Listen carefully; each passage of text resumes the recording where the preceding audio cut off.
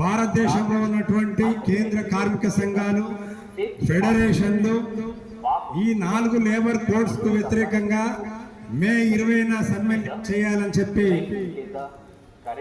గత మార్చి నెలలో ఢిల్లీ కేంద్రంలో సమావేశమై నిర్ణయం తీసుకున్నారు. ఆ తర్వాత ఏప్రిల్ 8న హైదరాబాద్ సుందరయ్య విజ్ఞాన కేంద్రంలో రాష్ట్రంలో ఉన్నటువంటి అన్ని ట్రేడ్ యూనియన్లు కూడా కూర్చొని 4 లేబర్ కోడ్ల వల్ల వచ్చేటువంటి నష్టాలేమిటి, కేంద్రంలో అధికారంలో ఉన్నటువంటి మోడీ ప్రభుత్వం ఎవరికి సేవ చేయదలుచుకుంది, కార్మిక వర్గానికి ఇది ఎంత ప్రమాదకరమో కూడా చర్చించి మనం దేశవ్యాప్త సమ్మెలో రాష్ట్ర కార్మికులు కూడా పాల్గొనాలని మనం భావించాం. అట్లనే సింగరేణిలో కూడా అనేక కార్మిక సంఘాలు ఉన్నాయి. సింగరేణిలో కూడా ఐఎన్టీసీ, ఏఐటీసీ, సిఐటియు, హెచ్ఎంఎస్ వీళ్ళందరికీ కూడా మనం లేఖలు రాయడం జరిగింది. మనం కలిసి సమ్మెను విజయవంతం చేద్దామని. కానీ ఏ ఒక్కరు కూడా స్పందించలేదు.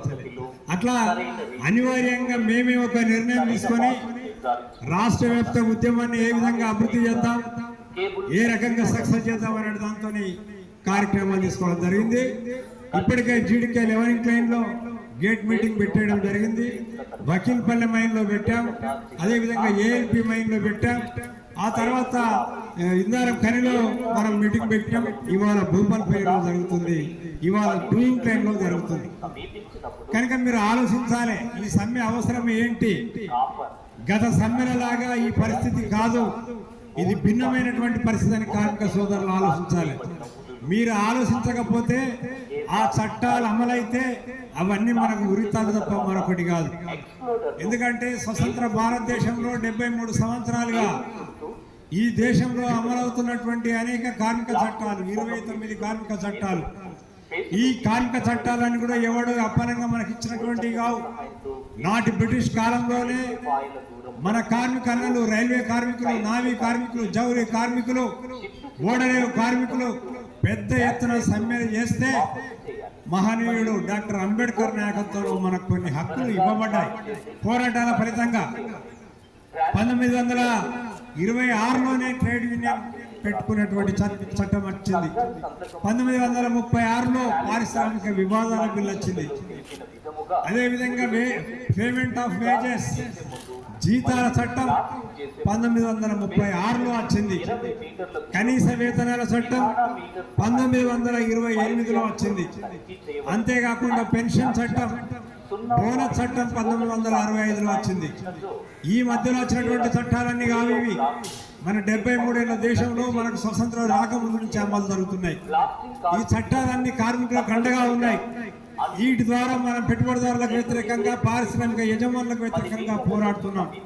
కార్మికుల హక్కుల విషయంలో కానీ, కార్మికులకు ఎదురవుతున్నటువంటి సమస్యల విషయంలో కానీ మనం లేబర్ డిపార్ట్మెంట్కి వెళ్ళి రీజనల్ లేబర్ కమిషనర్ అయితే రీజనల్, అసిస్టెంట్ లేబర్ కమిషనర్ అయితే అసిస్టెంట్ లేబర్ కమిషనర్ ఆడ లేఖలు పెట్టి మేనేజ్మెంట్ని పిలిపించి మన డిమాండ్ల పైన మనం చర్చలు జరిపి పరిష్కరించుకుంటున్నాం. ఒకవేళ కన్సిలేషన్లు ఫెయిల్ అయితే మనం ట్రిబ్యునల్ పోతున్నాం. ట్రిబ్యునల్ దాదాపు 4 ఏళ్ళ నుంచి ఇక్కడికి వచ్చి మాట్లాడుతున్నాం. పాత కార్మికులకు తెలుసు, కొత్తగూడెం, ఇల్లందు, మన ఊరు పాత ప్రాంతాల్లో పనిచేసినప్పుడు అది ప్రైవేట్, అది కార్మిక కాంట్రాక్ట్ చేతిలో ఉన్నప్పుడు ఎంత కోసపడదో ఆనాటి కార్మికులు తెలుసు. ఇంత కొంత మాకు తెలుసు. పెళ్ళ పనిచేసే వాళ్ళకు, కొత్తగూడ పనిచేసిన వాళ్ళకు కాంట్రాక్ట్ కింద పనిచేస్తే ఆఖరు రాత్రి పగలంతా పనిచేసుకునే వాళ్ళు, పిల్ల చెల్ల చిన్న చిత్క అందరితో పనిచేసుకునే వాళ్ళు. అటువంటి వ్యతిరేకంగా పోరాడి ఈనాడు మనం అందరం సాధించుకున్నాం. 1975లో ఇందిరాగాంధీ రాజ్యాంగానికి వచ్చిన తర్వాత మన కోల్ ఇండియాను మొత్తం ప్రభుత్వ రంగ పనిచేసింది. ఆనాటి నుంచే మనకు ఎస్సీలకు, బీసీలకు, ఓసీలకు అందరికీ మనకు రాజ్యాంగపరమైన హక్కులతో పాటు మన కార్మికులు కూడా మన సాయం జరిగింది. ఈయన మనం బోనస్ హక్కు తీసుకున్న కారణం ఆనాటి కార్మికుల పోరాటమే. తర్వాత మనకు పెన్షన్ సిస్టమ్ కార్మికుల పోరాటమే. ఇవన్నీ ఉచితంగా రాలేదు, ఇవన్నీ పోరాటం సాధించుకున్నాం. ఇప్పుడు మొన్న వచ్చినటువంటి మన ఉద్యోగం కూడా అటువంటి ఏంటి, మన పిల్లలకి ఇచ్చే వాళ్ళని ఇది కూడా మనం కొట్లాడుకుంటూ వచ్చింది. మరి ఇన్ని కొట్లాడి సాధించుకున్నటువంటి హక్కులను పోడగొట్టడానికి ఈనాడు భారతదేశంలో బీజేపీ ప్రభుత్వం 2014లో వచ్చి అప్పటి ప్రయత్నం చేస్తూనే ఉన్నది. 1990లో పివి నరసింహరావు వచ్చి ఆర్టీఓ సరుకుతాడని అంటూ లాస్లో ఉన్న కంపెనీలను తీసేదాన్ని పెట్టిండు. సరే లాస్లో ఉన్నాను తీసేయచ్చే, కానీ అదే లాభాలైనటువంటి ఎల్ఐసిని అటువంటి కూడా తీసు. ఇప్పుడు మోడీ ప్రభుత్వం వచ్చి 16,000 కోట్లు జరిగే మన సమ్మె గురించి చెప్పగలరు. ఇంగ్లాండ్ గని కార్మిక అన్నలకు కార్మిక సంఘాల ఐక్య వేదిక తరపున టిఎన్టీసీ పక్షాన శుభోదయం. మే 20వ తారీఖు జరగబోయే సార్వత్రిక సమ్మెను విజయవంతం చేయడానికి ఐక్య వేదిక తరపున అన్ని గనులు అన్ని డిపార్ట్మెంట్ల ద్వారా మీటింగ్ పెట్టి కార్మిక అన్నలకు వివరించడం జరుగుతూ ఉంది.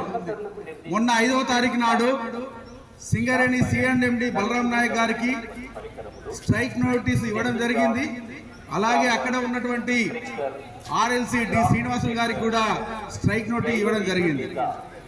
మే 20వ తారీఖు కార్మికులు, కర్షకులు, రైతులు, ప్రజలు అందరూ కూడా 20వ తారీఖు సమ్మెలో పాల్గొంటా ఉన్నారు. ఈ సమ్మెకు ప్రత్యేకమైనటువంటి ఒక కారణం ఉంది. 44 కార్మిక చట్టాలను 4 కోడుల్లో విభజించి ఇవాళ కార్మికుల పైన అనేక రకాలుగా దాడులు చేయడానికి ఇవాళ కేంద్రంలో ఉన్నటువంటి అధికార పార్టీ ప్రయత్నం చేస్తూ ఉంది.